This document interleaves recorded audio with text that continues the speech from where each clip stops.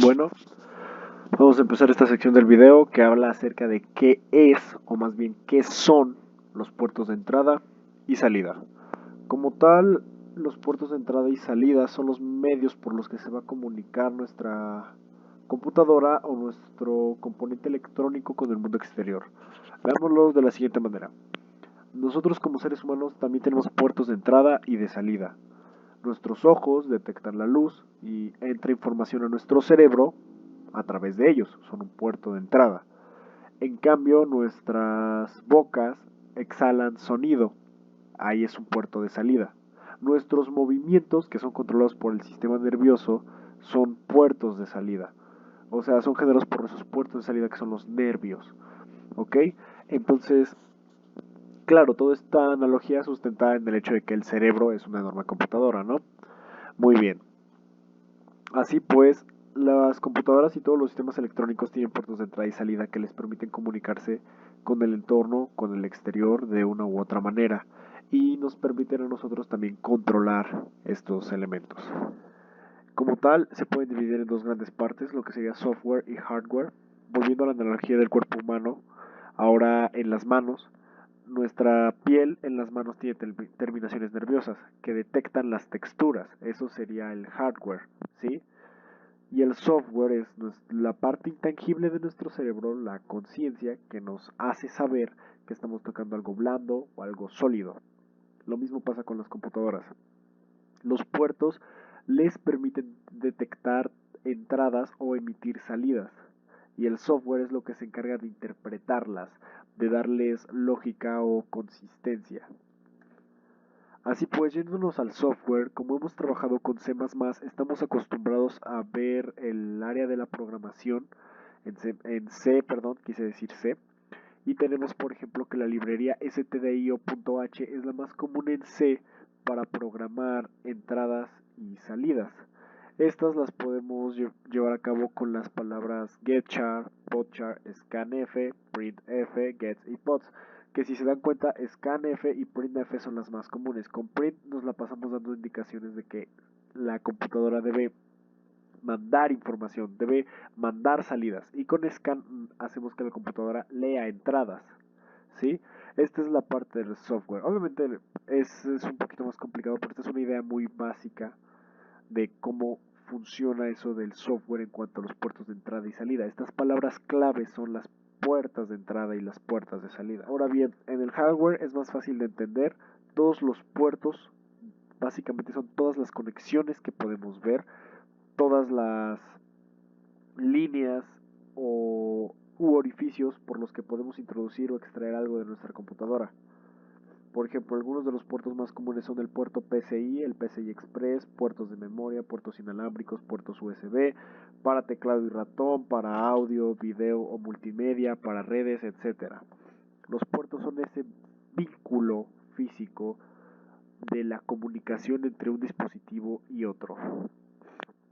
Así pues, eso sería todo por mi parte, los dejo con mi compañera. A continuación veremos cómo se utilizan los puertos de entrada y salida. Cada puerto tiene características propias como la velocidad de transmisión, los tipos de transmisión, la codificación e inclusive características eléctricas, entre otras, que nosotros debemos conocer para así poder enviar los datos a las salidas o recibir de las entradas de una manera óptima. Para poder hacer uso de estos puertos, también se requiere que la computadora tenga instalado el controlador acorde al dispositivo conectado, para que el sistema operativo tenga la capacidad de controlar al dispositivo. Este controlador es un software que se encarga de brindarle a la computadora la información necesaria. Un dato interesante que cabe mencionar es que uno de los puertos más usados es el puerto USB.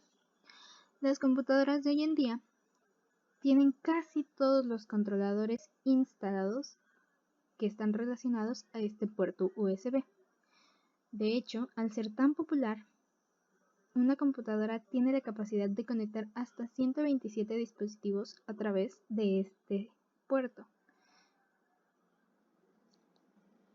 Hablando de puertos de entrada y salida, Quizás el ejemplo más conocido es el puerto USB. Su funcionamiento es muy sencillo, solo hace falta insertar el enchufe de un dispositivo USB en su respectivo puerto y el sistema operativo de la computadora inmediatamente buscará un perfil del dispositivo en sus controladores. Si la computadora no cuenta con dicho controlador, se instalará automáticamente y esa instalación únicamente hace falta la primera vez.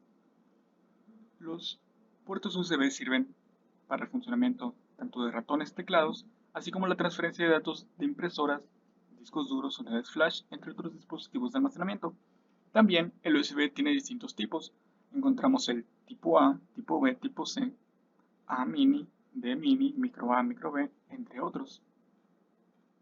Para entender un poco más la sintaxis, vamos a usar de ejemplo un microcontrolador PIC, ya que tiene entradas y salidas divididas en puertos. Normalmente se encuentran ordenados en orden alfabético A, B, C, etc.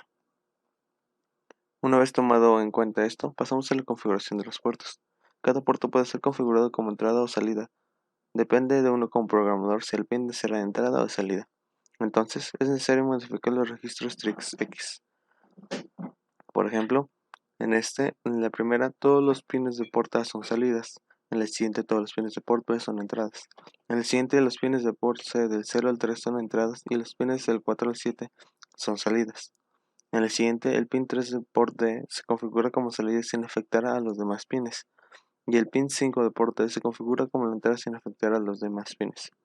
Una fácil forma de recordar cómo configurar un pin sería asociar el 1 con la I de input o entrada y el 0 con la O de output o salida. También podemos configurar una gran cantidad de pines y modificar el resto. Y para ello se utiliza la operación bit a bit con AND, OR o XOR, también llamadas operación máscara. Por ejemplo, en la primera fila, con OR, los pines de port C del 0 a 3 se configuran como entradas sin modificar los demás pines.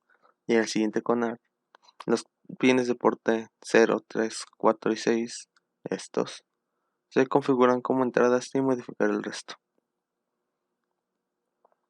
Ahora bien, en la lectura de puertos podemos configurar un puerto o un pin como una entrada. Como entrada, podemos leerlo utilizando los registros de port X. En la primera fila configuramos los pines de port A como entrada. En el siguiente configuramos los pines de port B 0, 2, 4 y 6 como salida y el resto como entrada. Entonces, el valor de port A se almacena en la variable var1 y el valor de port B se incluye en los pines de salida. Se almacena en la variable var2. En la escritura de puertos, cuando configuramos un puerto o pin como salida, podemos escribirlo utilizando los registros port X, pero si algún pin del puerto no fue configurado como salida, no se producirá ningún cambio al momento de escribirlo. Por ejemplo, en este configuramos todos los pines del port A como salida, y en el siguiente configuramos los pines de port B 1, 3, 5 y 7 como salida y el resto como entrada. Entonces, cuando ponemos port A igual a port A se le asigna el valor de 11110000. Mientras tanto que en port B, a pesar de que todos estén en uno solo, los pines de port B 1, 3, 5 y 7 sufrirán un cambio. Bueno, ahora procederemos a explicar un ejemplo. En nuestro ejemplo tenemos nuestro programa que se llama puertos, en el cual tenemos declaradas las variables dim, variable 1, variable 2, como un bit. Tenemos nuestra función principal, donde en la primera fila tenemos todos los pines de port A que son salidas, en la segunda fila todos los pines de port B que son entradas, en la tercera fila los pines de port C de 0 al 3 son entradas y los pines del 4 al 7 son salidas. En la fila número 4 tenemos declarados todos los pines de port A son salidas. En la fila 5 todos los pines de port B son entradas. En la fila 6 los pines de port C 0 al 3 son entradas y los pines de 4 al 7 son salidas. En la fila 7 el pin 3 de port D se configurará como salida sin afectar los demás pines. En el pin 5 el port D se configura como entrada sin afectar los demás pines. En la siguiente columna y fila tenemos los pines port C menor que 0 a 3, que se configuran como entradas sin modificar los demás pines. En la siguiente fila tenemos el inicio del ciclo infinito. En el siguiente tenemos el valor de port A, se le asignará al valor de port B.